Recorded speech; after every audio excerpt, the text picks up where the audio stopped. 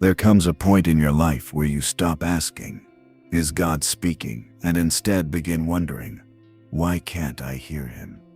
The idea of inner guidance sounds mysterious to many people, almost like it's reserved for special individuals. But the truth is, God speaks to every one of us. The problem isn't the absence of his voice. The challenge is knowing how to recognize it.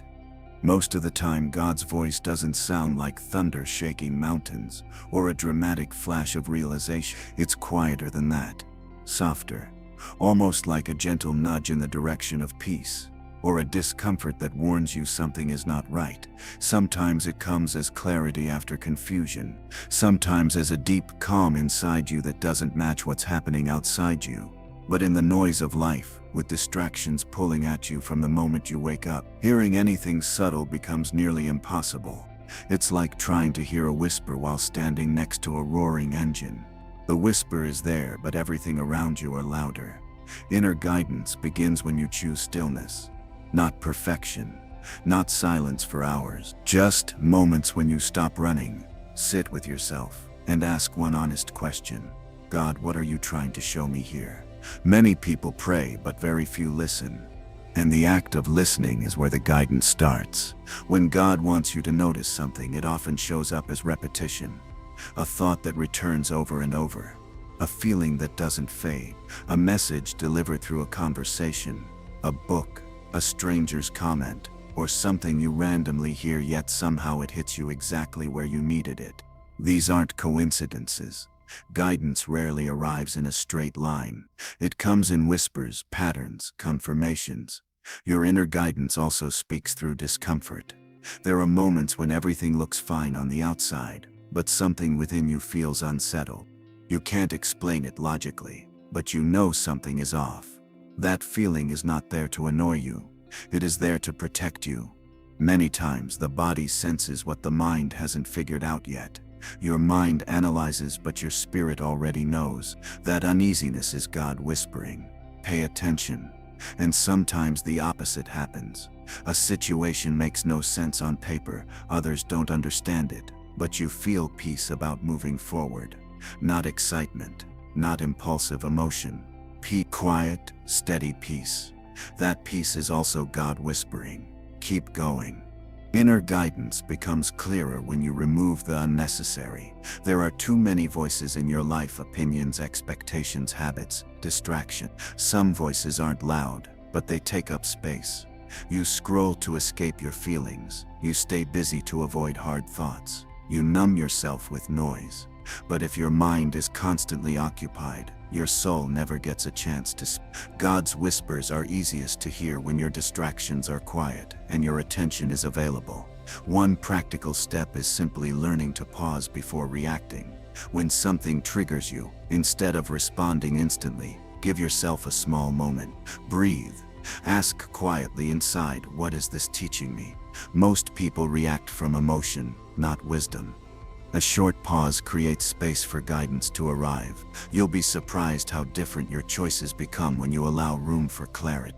Inner guidance also grows through reflection, looking back and reconnecting dots. Think of past moments when you followed a feeling you couldn't explain, and it turned out to be right.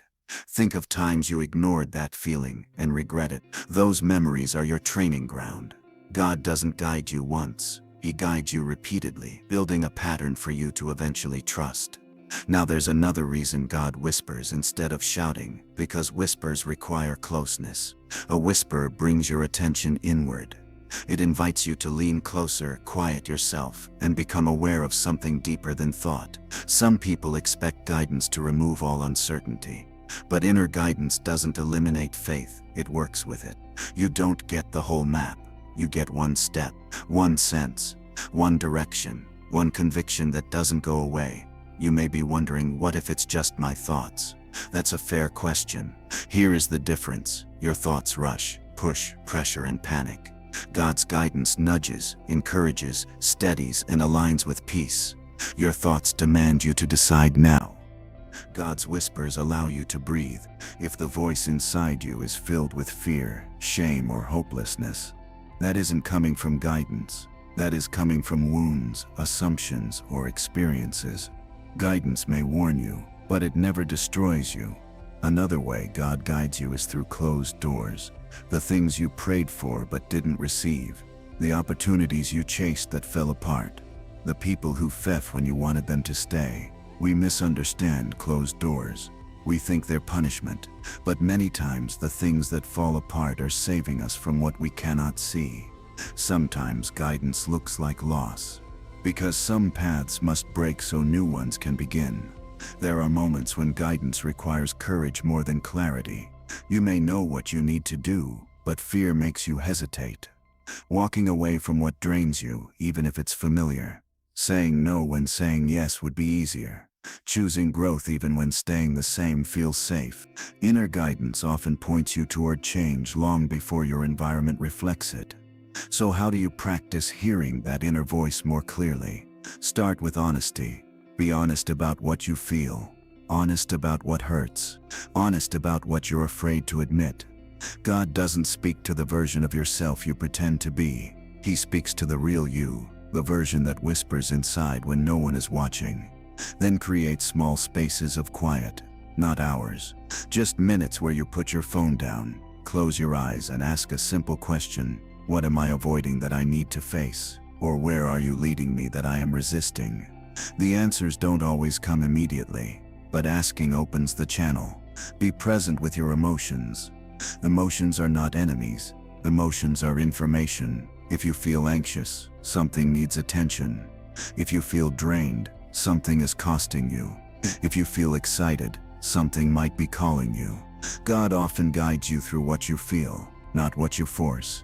Pay attention to repetition. If the same thought keeps returning, the same idea keeps surfacing, the same message finds you in different places, pause and ask why. Repetition is one of the most consistent ways God whispers.